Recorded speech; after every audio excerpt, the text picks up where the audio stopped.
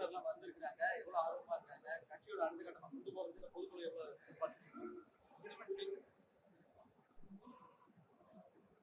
தேர்தலுக்கு முன்னாடி ஒரு முன்கள தயாரிப்பு மாதிரி தான்.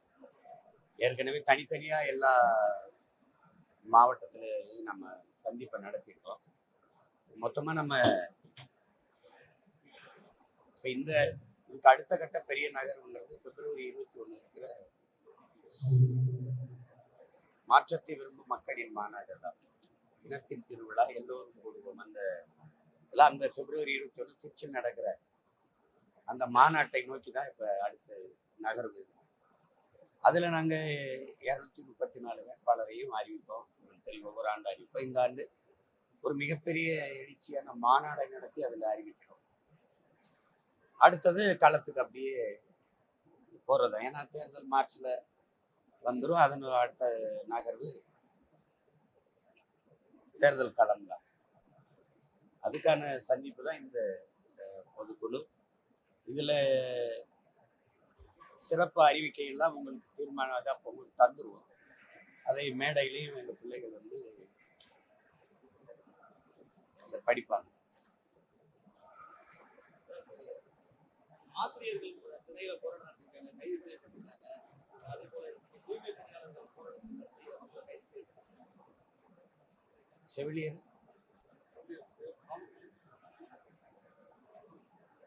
ஒரு நல்ல அரசு என்பது மக்களின் குறிப்பறிந்து சேவை செய்யும். இந்த போராட்டங்கள் வந்து இன்னைக்கு நேற்று தொடங்கப்படலை. ஒரு 1/4 நூற்றாண்டுகளுக்கு மேல அது நடக்கும். ஜாக்டோ ஜியோ, போக்குவரத்து தொழிலாளர்கள், அப்புறம் எப்பவுமே வேளாண்குடி மக்களின் போராட்டம். இப்போ அண்மை காலமா வந்து கொரோனா நேரத்துல இவங்க எடுத்து அவசரமா படிக்க எடுத்த பிள்ளைகள் தான் நம்ம செவிலியர்கள். அப்போ வந்து கொரோனா நேரத்துல இந்த செவிலியர்கள் எல்லா கண்களுக்கும் மருத்துவர்கள்லாம் கடவுள்கள் போலவும், இந்த செவிலியர்கள் எல்லாம் ஒரு தேவதை போலவும் இருந்தாங்க. இப்ப தேவையில்லாம தெரியுறாங்க. பணி நிரந்தரம் செய்யறாங்கிற பேர்ல தான் அவங்களை எடுத்தாங்க. இப்ப அவங்க அந்த கோரிக்கையை வச்சு போராடுறாங்க. அந்த போராட்டம் அப்படியே இங்கே துப்புரவு பொறியாளர்கள், அந்த பணியாளர்கள் எங்களை தனியார் வயப்படுத்தாதீங்க, பணி நிரந்தரம் செய்யுங்கிற கோரிக்கையை வச்சு அவங்க வீதியில் நின்று போராடுறாங்க. அதுக்கப்புறம் ஆசிரியர்கள் சம வேலை சம ஊதியம், பகுதி நேர ஆசிரியர்கள் பணி நிரந்தரம், தேர்வு எழுதிட்டு பணி நியமனத்துக்காக காத்திருக்கிற பல்லாயிரக்கணக்கான ஆசிரியர்கள். அப்ப இதுல நாடே ஒரு போராட்ட களமா இருக்கும்போது நல்லாட்சி என்பது வெறும் சொல்லாட்சி ஆயிருக்கு, வெறும் வெற்று வார்த்தையாயிருக்கு. அவ்வப்போது மடிக்கணினி கொடுக்குறோம், விடுபட்ட 36 லட்சம் பேருக்கு மறுபடி மகளிருக்கு ஊக்கத்தொகை, உரிமை தொகை 1000 ரூபாய் கொடுக்குறோம். இந்த மாதிரி வேலைகளை செஞ்சு மக்களை ஏமாத்தி வாக்கை பறிக்கிறதுலதான் இவங்க இருக்கிறாங்க. உங்களுக்கு அறிவை வளர்க்கும் ஆசிரியர் பெருமக்கள், அறிவு கருவறையின் தாயாக இருக்கிற ஆசிரியர் பெருமக்கள் வீதியில வந்துட்டு அந்த நாடு எதை நோக்கி நகருது அப்படின்னு நீங்க பாருங்க. இதே மாதிரி டாஸ்மார்க் பணியாளர்கள் வந்து வீதியில வந்து நின்று போராடினா இப்படி கண்டுக்காம புறந்தெல்லுமாங்கிறது மட்டும் பாருங்க இந்த அரசு. அவர்கள் கோரிக்கையை உடனே ஏற்குமா இல்லையா? அப்ப எப்படி எதை நோக்கி நகருது ஆட்சி முறை? எதை நோக்கி நகருது? குடிச்சிட்டு செத்தவனுக்கு 10 லட்சம் கொடுக்குது. படிக்க போற பிள்ளை நீங்கட்டினா பள்ளிக்கூடம் சரியில்லாம தான் விழுந்து செத்துருக்கான். அவனுக்கு என்ன கொடுத்த நீ? நாட்டின் பாதுகாப்புக்கு எல்லையில் நின்று போராடி செத்து வரான்ல அந்த ராணுவ வீரன் குடும்பத்துக்கு நீ என்ன கொடுக்குற நீ? அப்ப எதை நோக்கி இந்த ஆட்சி முறை நகருதுன்னு பாருங்க. ரொம்ப ரொம்ப கொடுமையான ஆட்சி இது. இந்த கட்சிகள் தொடர்ச்சியா செய்து கொண்டு இருக்கு. மாறி மாறி இவங்க ஆட்சியில் இருக்கும்போது அவங்க எதிர்த்து பேசுறதும் பாருங்க. இதே போராட்ட ஆசிரியர்கள் இந்த சம வேலை சம ஊதியம் வந்து திமுக ஆட்சியில மட்டும் எழல இந்த கோரிக்கை, அவங்க ஆட்சியில இருந்துச்சு. இப்ப நாங்க வந்தா நிறைவேற்றவன்றாங்க. இவங்க எதிர்கட்சியா இருக்கும்போது நாங்க வந்தா நிறைவேற்றுவோங்கிறாங்க. ஆனா வந்தபோது நிறைவேற்றலையே. அப்ப தேர்தல் அரசியலை நோக்கியே இவங்க குறிவிக்கிறதுனால மக்கள் அரசியலை பற்றி கவலைப்படுவதில்லை. வாக்கு அரசியலை இவங்களுக்கு குறியா இருக்கிறதுனால, நோக்கமா இருக்கிறதுனால வாழ்க்கையை பற்றி, மக்களின் வாழ்க்கையை பற்றி சிந்திக்கிறது இல்லை. நிக்கிறவன்லாம் யாரு? வீதியில் நிக்கிறவன்லாம் யாரு? படிச்சவன். பிள்ளைகளுக்கு பாடம் சொல்லி அறிவார்ந்த சமூகத்தை உருவாக்குற மதிப்புமிக்க ஆசிரியர் பெருமக்கள், செவிலியர்கள். என்ன நோய் இருந்தாலும் தொட்டு அவங்களுக்கு சேவை செய்து உயிர் காக்கிற ஒரு சேவை செய்கிற சேவை பெண்கள் வீதியில் நிற்கிறாங்க. அப்ப எதை நோக்கி நாடு நகருது? போக்குவரத்து தொழிலாளி வீதிக்கு வந்துட்டான், மருத்துவர் வீதிக்கு வந்துட்டான், மீனவன் வீதியில் கத்துறான், மாணவன் கத்துறான். இங்க ஆசிரியர் பெருமக்கள் வந்துட்டாங்க, வேளாண்குடி மக்கள் எங்க விளைநிலை நீங்க நாங்க விளைய வச்ச நெல்லை கொள்முதல் செய்து ஒரு நல்ல பாதுகாப்பு கிடங்குல சேமிப்பு கிடங்குல வைங்கன்னு சொல்லி, நான் விளைய வச்ச நெல்லை வெம்பாடு விட்டு விளை வச்சு கொண்டாரன், வீதியில போட்டு முளைக்க வைக்கிறிய. இப்ப நீ எதை நோக்கி நகர்த்துற ஆட்சிய? டாஸ்மாக் சரக்கு அப்படி வீதியில போடுவிய? சொல்ல. சாராயத்தை பாதுகாக்கிற நீ சாப்பிடுற உயிர் தேவையா இருக்கிற உணவு பண்டத்தை வீதியில போடுறியே. அப்ப ஒரே வழிதானே இருக்கு, இவங்களை தூக்கி வீதியில போடுறத தவிர வேற என்ன இருக்கு? மக்களுக்கு என்ன வழி இருக்கு கேட்டா, நாங்க அருமையான ஆட்சியை கொடுத்துக்கிட்டு இருக்கோம், குறையில்லாத ஆட்சியை கொடுத்துக்கிட்டு இருக்கோம். ஒரு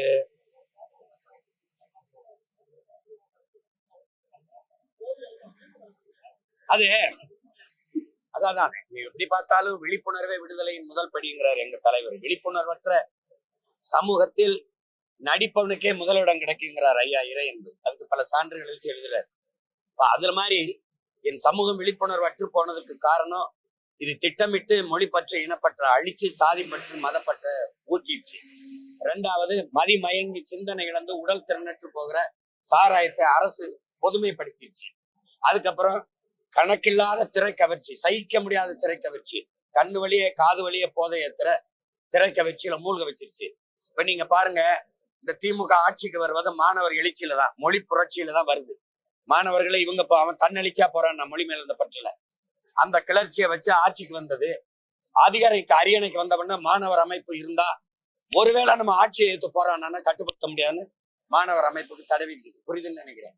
கல்லூரியில அரசியல் பேசக்கூடாது, பள்ளியில அரசியல் பேசக்கூடாது, ஆனா சினிமா பேசலாம். நான் சொல்றது புரியுதா? அப்ப கல்லூரியில அரசியலை விட ஆகச்சிறந்த கல்வி உலகத்துல ஏதாவது உண்டா சொல்லு? அரசியலை கற்பிக்காத கல்வி இல்லை, அரசியலை தாண்டி ஆகச்சிறந்த கல்வி இல்லை. அதை விட்டு சினிமா பேசலாம், அரசியல்வாதி வரக்கூடாதுன்னு கல்லூரி விழாவுக்கு நடிகர் நடிகை இயக்குனர் அங்க மேடையில எந்த எழுச்சி இதுவும் கிடையாது. மொழி சார்ந்தோ நிலம் சார்ந்தோ வளம் சார்ந்தோ பண்பாடு சார்ந்தோ பாட்டு இருக்காது, திரைப்பாட்டு, அதுக்கு நடனம். அப்ப இது என்ன ஆயிருதுன்னா, இந்த திரை கவர்ச்சி இதுதான் உலகத்தின் உச்சம் அப்படின்னு அது ஒரு மதமா மாறி நின்றுச்சு, வெரி பிக் ரிலீஜனா நின்றுச்சு. உங்களுக்கு புரியுதா? இறை வழிபாட்டை விமர்சித்த இந்த கட்சிகள் திரை வழிபாட்டை போற்றிடுச்சு. கதாநாயகன் வழிபாடு கடவுள் வழிபாட்டை விட மேலானதுன்னு கட்டமைச்சிருச்சு. அதனால என்ன ஆயிருது, நல்ல கண்ணு யாருன்னு தெரியல, நடிகர் நாடாளருக்கு தயாரா இருக்கு. அப்புறம் அப்ப எதை நோக்கி இந்த நாடு நகருது? விழிப்புணர்வற்று என் மக்கள் இருக்காங்கன்னு சொல்ல முடியாது. எளிய பிள்ளைகள், உங்களுக்கு தெரியும், கடைசியா ஒரு சின்னம் ஒரு வாரத்துக்கு முன்னாடி இவங்கெல்லாம் யாருமே தெரியாது, இந்த மாதிரி பிள்ளைகளை தான் வேட்பாளராக நிறுத்தியிருந்தேன், உங்களுக்கு தெரியும். அதுல 36 லட்சம் வாக்கை தேடி போட்டு என் வாக்கு 3வது பெட்டி 4வது பெட்டியில இருந்தது. அதுல தேடி போய் 1 ரூபா வாக்கு காசு வாங்கல. சாதி சொன்னாங்க, மதம் சொன்னாங்க, சாராயம் தந்தாங்க, சாப்பாடு தந்தாங்க, பணம் தந்தாங்க. அதுல தமிழ் மக்கள் தேடி நல்ல ஆட்சி வரணும், நல்ல அரசியல் வரணும்னு விரும்பின மக்கள் இவ்வளவு வாக்கை கொடுத்து எங்களை அங்கீகரிக்கப்பட்ட ஒரு கட்சியா மாத்திருக்காங்கன்னா மக்கள் சரியில்லைன்னு சொல்லக்கூடாது, மகத்தானவர்கள் போய் சேர்க்கணும். அதுக்கு ஒரு மயக்கம் இருக்கு, திரை மயக்கம் இருக்கு.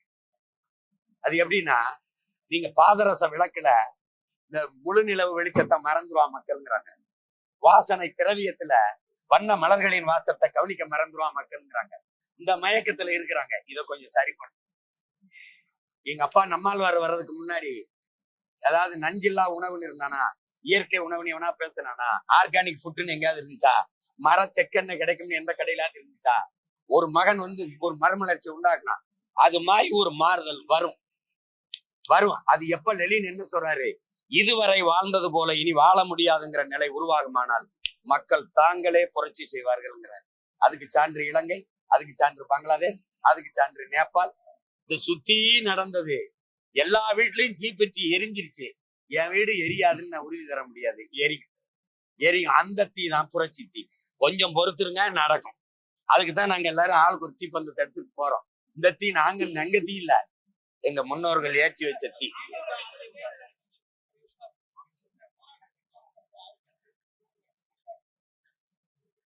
அது இந்த பொதுக்குழு சிறப்பு அறிவிக்கையில இருக்குது. நாங்க ஆட்சிக்கு வரும்போது நாங்க ஒண்ணு சொல்ல விரும்புறோம் என் மக்கள்கிட்ட. உங்களின் குறை கேட்க வந்த பிள்ளைகள் நாங்கள் இல்ல, அந்த குறையை தீர்க்க வந்த பிள்ளைகள்.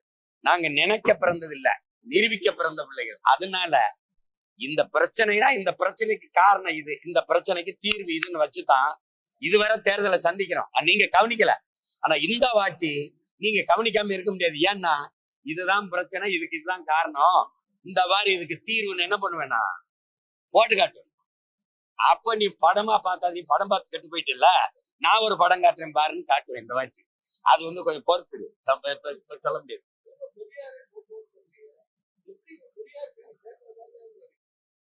பெரியார் யாருன்னு சொல்லிட்டு போட்டுரும். இப்ப பாருங்க, இல்ல பெரியாருங்கிறவர் அவர் தான் நீ நினைக்கிற பத்தியா, அதுதான் தவறு. அதை மாத்துறதுக்கு தான் இப்ப 3ஆம் தேதி கூட்டம் போட்டிருக்கேன். உங்களுக்கு புரியுதா? நீ என்னமோ அவர் தான் பெரியாருன்னு, நீங்க ராமசாமி ஐயா தான் பெரியார், அங்கிட்டு நில்லு. என் இனத்தின் முன்னோர் ஒவ்வொருவனும் பெரியார், என் பக்கவா. புரியுதா உனக்கு? இந்த உட்கார்ந்துருக்கா பத்தியா, இவ யாருன்னு தெரியுமா? முத்தமிழ் காவலர் என் தாத்தன் கியாப்பை விஸ்வநாதனோட பேத்தி, காஞ்சிபுரத்துல போட்டிடுறான். நீ என்ன பேசுற? இது யாரு தெரியுமா? என் மக, என் இனக்காவலன் பிரபாகரன், வனக்காவலன் வேறு வீரப்பனுடைய மக. சும்மா அது பண்ணிட்டு கூடாது. எனக்கு இங்க பாரு, என் மொழி காக்க, இனம் காக்க, என் எல்லை காக்க போராடி உயிர் நீத்த ஒவ்வொருவனும் பெரியார். நீ வந்து பாரு, நீ பெரியாரை போற்றுவோம். அது என்ன சொல்றது? பெரியாரை பேணாது ஒழுகில் பெரியாரால் பேராய் இரும்பை தரும். யார் பெரியார்? செயற்கரிய செய்வார் பெரியார், சிறியர் செயற்கரிய செய்யாதார். இப்ப நீங்க சொரியாரு பார்த்து சொல்றீங்க பாத்தீங்களா, அவர் என்ன செயற்கரிய செய்திருக்கார்? நீ 3ஆம் தேதி வரை காத்துரு. அவர் எல்லாரையும் போற்றுன்னா, நான் ஒரு தமிழ் தேசிய இனத்தின் பிள்ளை, தமிழின் மகன், என் தாயை ஒழிக்கணும்ன்ற. என்னடா தமிழை மட்டும் படிக்காதடா, ஆங்கிலத்தையும் படிச்சுக்கடா. அது வெளிநாட்டுல போய் வேலை செய்ய தொடர்புக்கு சரியா வரும்டா. தமிழை மட்டும் படிக்காத, ஆங்கிலத்தையும் படிச்சுக்க. இதான் எல்லாரும் பேசுனது. அதுல என்ன இருக்கு? தாய்ப்பால் பைத்தியங்களே, உலகமே சொல்லுது தாய்ப்பால்ல தான் அந்த நோய் எதிர்ப்பு சக்தி அதிகமா வருது, தாய்ப்பால் குடிக்கணுங்கிறான். நீ தாய்ப்பாலே பைத்தியம்ங்கிற. உங்களுக்கு புரியுதா? தாய்மொழி கல்லாத, அதுல என்ன இருக்குது தாய்மொழியில? அது சனியே, அது ஒரு காட்டுமிராண்டி மொழினா. நீங்க தமிழ் தானே பேசுறீங்க, தமிழர் தானே. உங்க மொழி காட்டுமிராண்டி மொழினா நீங்க யாரு அதை பேசுற? நீங்க யாரு? நான் கேக்குறதுக்கு நீங்க யாரு? காட்டுமிராண்டி. இதை நீங்க ஒத்துக்கிறீங்களா? உலகத்திற்கு அறிவியல், நாகரிகம், தொழில்நுட்பம், வேளாண்மை, உங்க திராவிட இயக்கத்தின் 2.0 தலைவர் தானே சொல்றாரு. 5000 ஆண்டுக்கு முன்னாடி இரும்ப உருக்கிய தொழில்நுட்பம் வச்சிருக்கான் தமிழ். அப்ப அது அறிவியல் மொழி இல்லையா? அறகுற என்ன பேச்சுக்கிற நீ? அதுல என்ன இருக்குன்னு கேக்குறிய? தமிழ்ல என்ன இருக்குன்னு கேக்குறாரு. இவர் கன்னடர், அப்ப அதுல இருக்கா? இவர் தெலுங்கர், அதுல இருக்கா? இவர் மராட்டியர், அதுல இருக்கா? இவர் குஜராத்தி, அதுல இருக்கா? இது மலையாளத்துல இருக்கா? தமிழ்ல மட்டும்தான் இல்லையா? என்ன இல்ல தமிழ்? என்ன இல்ல தமிழ்ல? உலக மொழிகளின் தாய் தமிழ். அப்ப இத்தனை உலக பேரறிஞனும் போற்றிய மொழி, உலகத்தின் முதல் மொழி.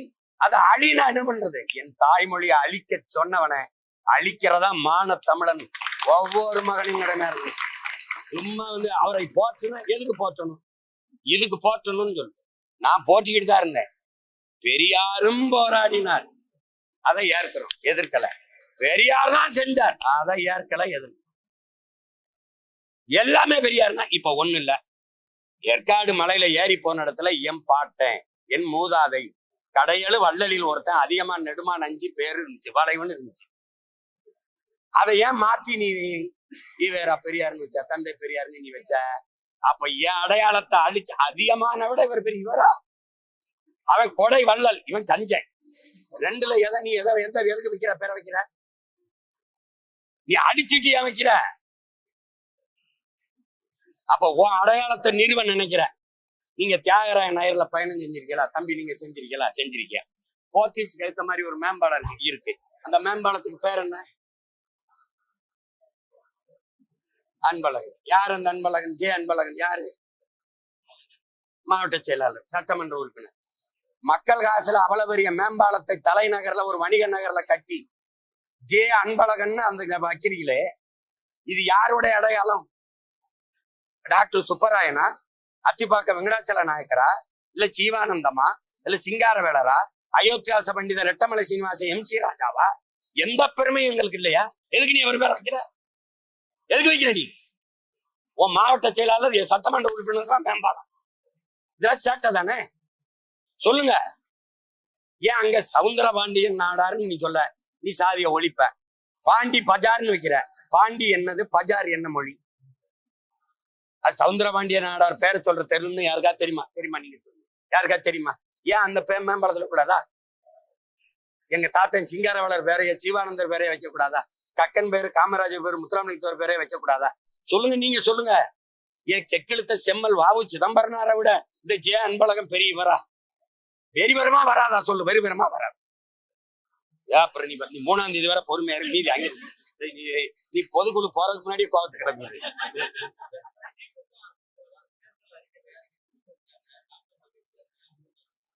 போன ஆண்டு தயாரிச்ச தம்பி, கவனியாத நீ, போன ஆண்டு தயாரிச்ச அறிக்கையில் இருந்து இது என்ன மாறும்? இதெல்லாம் வந்து தம்பி, நீ வர்றா, நாட்டை ஆண்டவங்க, எதிர்கட்சியா இருக்கிறவங்க தொகுதியா போய் இப்பதான் பிரச்சனைகளை கேட்டு அறிக்கை கொடுக்க போறோம்னா, இந்த அறிக்கையை வச்சு தீ வச்சு கொடுத்தாம என்ன பண்ணுவீங்க? இந்த அறிக்கை போன ஆண்டு கொடுத்த அறிக்கையில இது என்ன மாறும்? என்ன மாறு? என்ன அறிக்கை? மக்களின் பிரச்சனை என்னன்னு தெரியாம நீ எதுக்கு அதிகாரத்தில் இருக்க? ஒரு வெற்று வெற்று வேலை. இதெல்லாம் ஒரு சடங்கு. இதெல்லாம் ஒரு சடங்கு. புரியுதா? சும்மா ஒரு மாலையை போடுறது. மாலையை போட்டு ஜெயலலிதா அம்மா இதுல, எம்ஜிஆர் இதுல, அப்படியா இதுல எல்லாருக்கும் போட்டு சாமியை கும்பிட்டு எல்லாரும் கும்பிடுறது. ஒரு வெற்று அறிக்கை. நாங்க வந்து எலெக்ஷன் மேனிஃபெஸ்டோங்கிற தேர்தல் அறிக்கை கொடுக்கறது இல்லை. நீங்க பார்த்திருப்பீங்க. ஆட்சியின் செயல்பாட்டு வரைவுன்னு ஒரு புத்தகம் வெளியிட்டோம். அதை வாங்கி படிச்சு பாருங்க. மக்களரசு.comல இருக்கு.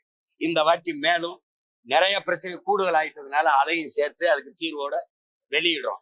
அச்சாவும் கொடுக்குறோம், காணொலி அவலவும் காட்டுறோம். உனக்கு மரம்னா என்னன்னு தெரியாது, மலைனா என்னன்னு தெரியாது, கடல்னா என்னன்னு தெரியாது, நீர்னா என்னன்னு தெரியாது, நிலைனா நிலம்னா ஆறுனா மண்ணுனா ஒண்ணும் தெரியாது. ஒரு கூட்டம் இது.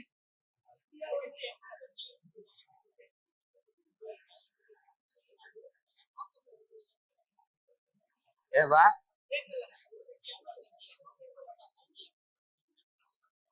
200 ஓட்டுக்கு 200, அதுதான் கணக்கு. என்னமா அதுதான் 200 ரூபா ஊபிஸ்ன்னு சொல்றாங்கல்ல. நமக்கு 234 தான் இலக்கு. நாங்க அவ்வளவு வெல்லுவோம், இவ்வளவு வெல்லுவோம். ஒரு புரியுதா உங்களுக்கு? அதுல எங்களுக்கு வந்து ஒரே இலக்கு, இந்த நாட்டின் அதிகாரத்தை கைப்பற்றுவது, தமிழன் அறம் சார்ந்த ஆட்சியை நிறுவுவது, உலகத்தின் தலை சிறந்த நாடா மாற்றுவது. நீ எப்படி என் முன்னோர்கள் கனவு வச்சிருக்கான், ஒரு கனவு வச்சிருக்கான், வகுத்து வச்சுட்டு போயிருக்கான். ஏன்னா அறம் சார்ந்து வாழ்ந்த ஆட்சி செய்த மறவர் கூட்டம் நாங்க. அந்த ஆட்சி முறையை கொண்டு வரணும்னு நினைக்கிறோம். அது உங்களுக்கு வந்து அது தெளிவா நான் விளக்கி ஒவ்வொரு கூட்டத்திலையும் நான் பேசுவேன். இப்ப வந்து அது பேச நேரம் இல்லை, காலம் இல்லை.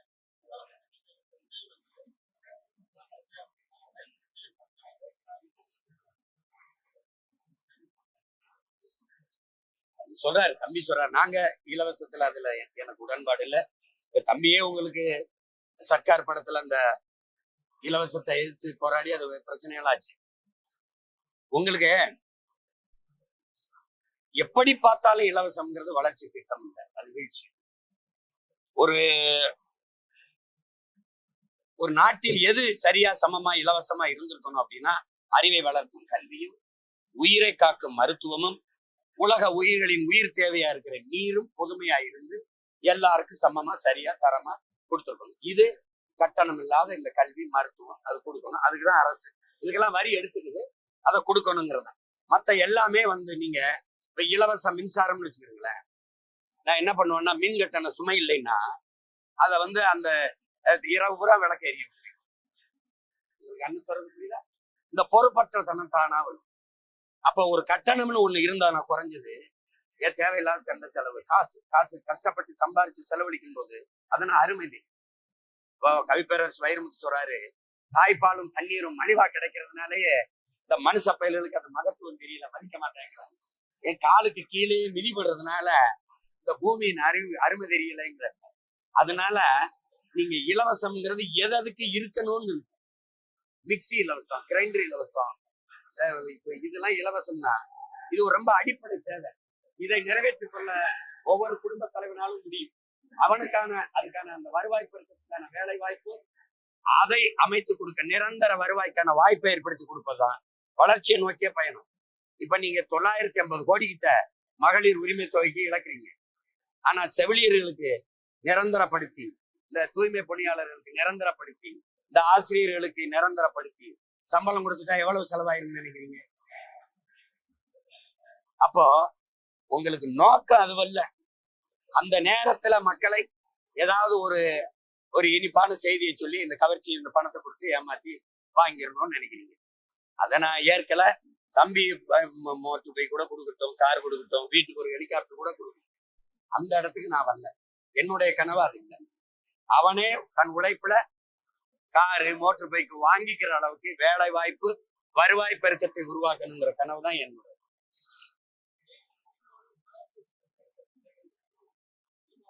என்ன பிரசவம் பார்த்தது எங்க அண்ணன் தான். தம்பி விஜய் என்னையும் பிஜேபி பெறும்போது பக்கத்துல இருந்து பிரசவம் பார்த்து விட்டது எங்க அண்ணன் தான்.